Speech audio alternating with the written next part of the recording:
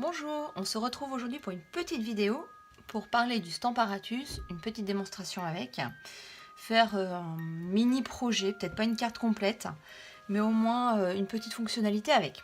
Alors donc comme je viens de le recevoir, je vais déjà vous le présenter un petit peu. Donc on le reçoit avec une notice pour le prendre en main assez facilement. Donc voilà, il est complet avec les différents éléments. Quelques façons d'utiliser, etc. L'idéal, c'est de le voir en vidéo. Donc, je vous le présente. Il est donc composé de 2 plaques amovibles, donc comme ceci. On ne peut pas les monter en même temps. Pourquoi? Tout simplement parce que on ne peut pas, on a une bascule à surépaisseur, ne permet pas de mettre les deux en même temps. Vous forcez de mettre les deux en même temps, casserait la deuxième plaque. Donc il faut bien les mettre l'une après l'autre. En revanche, les mettre en même temps vous permet de la laisser ouverte. C'est-à-dire que, là je vais pousser un peu mes tampons, vous pouvez les laisser, les utiliser, travailler sur votre surface de travail en montant jusqu'à 4 tampons, donc sur une surface de chaque côté, et de garder mémoriser vos tampons en même temps sur 4 surfaces de travail. D'où l'intérêt d'avoir 2 côtés en même temps et de mémoriser vraiment 4 côtés et 4 tampons en même temps. Donc ça peut être utile suivant les tamponnages que vous faites, des tamponnages qui se font en plusieurs temps. On a certains tampons, comme par exemple ceux-ci, les oursons, qui se font déjà en 3 temps. Donc si par exemple vous voulez mémoriser, faire une série de cartes par exemple, mais pas que ça, mais pour les séries c'est ultra pratique par exemple, de mémoriser les positionnements de vos tampons. Vous allez gagner énormément de temps et gagner en précision sur ce genre de tamponnage. Et en plus pouvoir mémoriser aussi votre emplacement de texte, d'où le 4e positionnement.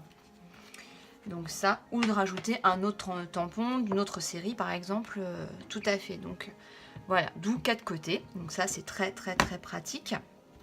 Donc voilà, ça c'est une chose.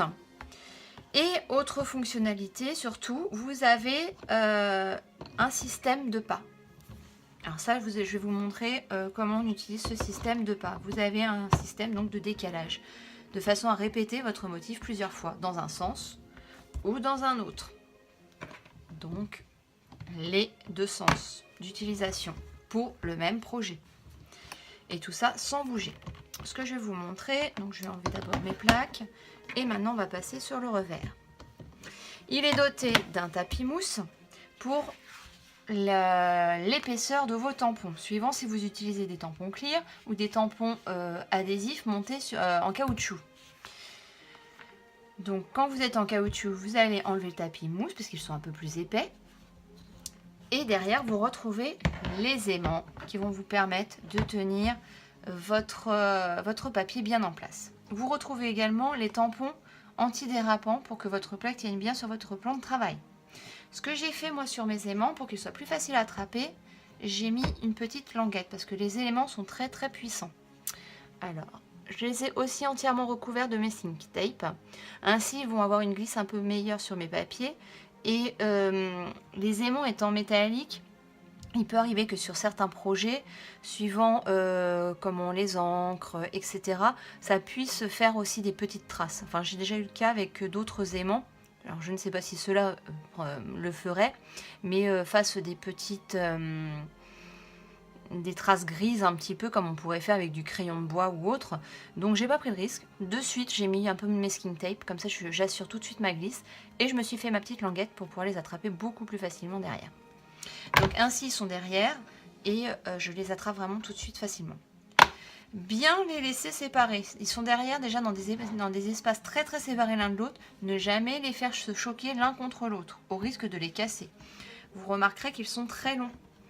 Ils mesurent un peu plus de 6 cm de long les aimants. Donc ils sont vraiment très longs les aimants et pas très épais. Ils font un peu plus d'1 mm d'épaisseur, moins de 2 mm. Donc ils peuvent être assez fragiles. Voici pour l'utilisation. Donc on va partir sur la démonstration. Là, la carte que je vais faire, je vais utiliser donc cette série de tampons. Et je vais commencer par ce grand tampon que je vais répéter.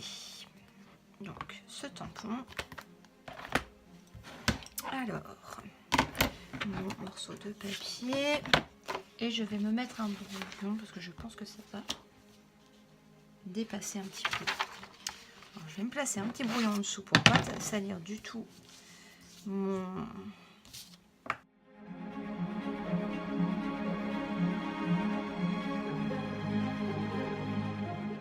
Je ne vais pas commencer comme ça parce que mon but c'est de me décaler après. Je veux remonter en fait. Donc je vais commencer comme ça. Parce que je veux faire du plus foncé au plus clair. Donc je me mets déjà assez basse avec ma planche. Je travaille un peu à l'envers en fait sur ce coup-là. Je ne veux pas me baisser, je veux monter. Alors je veux ancrer très fort en bas. Mais je pars d'une couleur très claire parce que je suis partie sur du doux ciel. Donc on va voir si j'arrive à faire avec un doux ciel assez foncé. Ça va être très très clair. Je vais réancrer encore.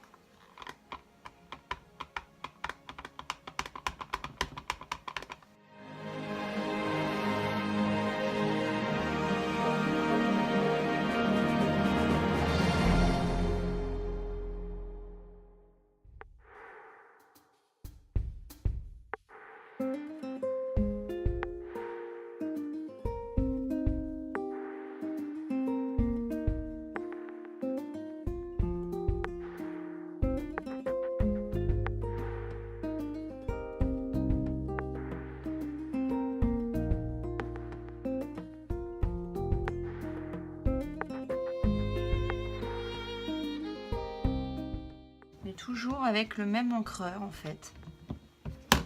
Et le dernier, alors je vais aller bouger quand même mon aimant, ou je vais aller chercher le deuxième pour être sûr de ne pas bouger mon papier. Alors mon deuxième aimant, il est là, ma petite languette. Alors, vous allez commencer à voir un peu mon dégradé. Si avec la lumière vous arrivez à voir. Ouais, je vous montrerai tout ça en photo, ce sera beaucoup plus facile. Voilà, que mon papier ne bouge pas. Ça, je vais pouvoir enlever celui-ci. Voilà, j'enlève celui-là.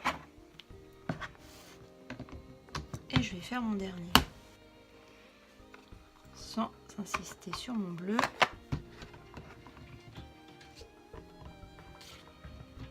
Qu'il soit beaucoup plus clair. Voilà, là j'ai fini avec celui-ci. Et ce que j'avais envie de faire, c'était, après dans une autre couleur, de me faire un coin en gris souris avec un autre tampon. Alors, soit je récupère tout de suite ma planche, ou soit j'utilise la deuxième planche. J'ai le choix d'utiliser la deuxième planche pour pas être embêtée, ou de retourner ma planche pour utiliser l'autre côté et utiliser un autre tampon. En fait, on a plusieurs possibilités, parce que là, je vais avoir besoin que de 2 tampons en fait sur ce projet. Donc, ce que je vais utiliser, c'est que je vais utiliser ma rose. Je vais utiliser les grandes roses qui vont dans le coin, et je vais les faire là qui dépassent. Donc, je vais reprendre cet aimant. Et là, cet aimant, je vais le mettre plus au milieu de ma feuille. Donc, je vais pousser celui-là. Donc, ma feuille ne bouge toujours pas. Je vais aller l'enlever carrément de ma feuille. Hop. Et ce que je veux, c'est tamponner ma rose, mais que ma rose, elle dépasse. Je veux que ce soit comme ça. D'où l'avantage d'avoir le brouillon. Et je vais me le faire en gris souris.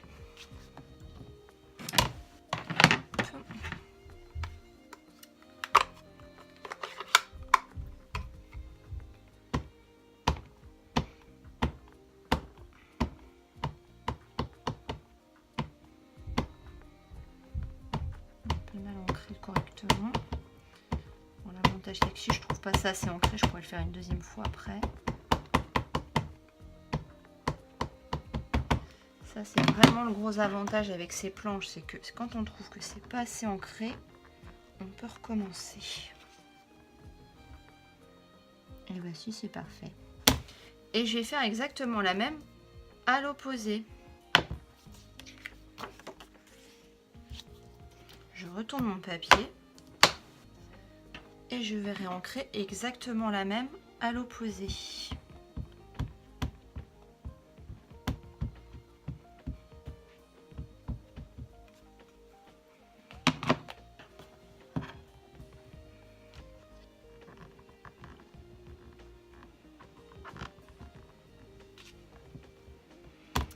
Et voilà.